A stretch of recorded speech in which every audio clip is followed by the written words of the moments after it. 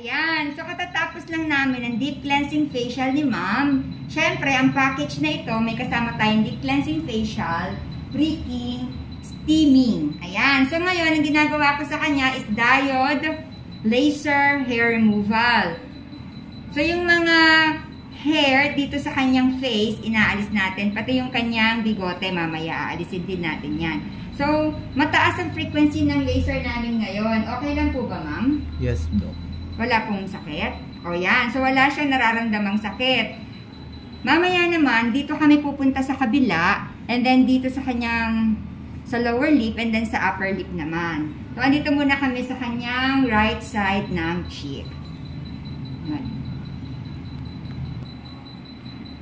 Andito na tayo sa left side ng cheek ni ma'am.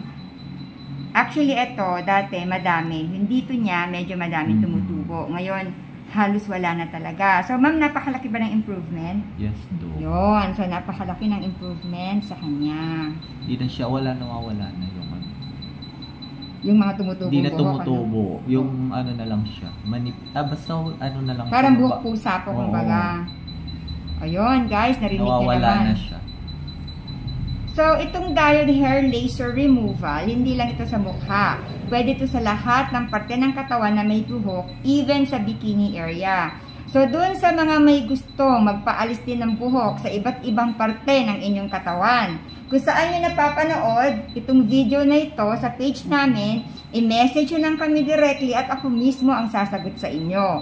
Or, pwede nyo kaming i-text or tawagan sa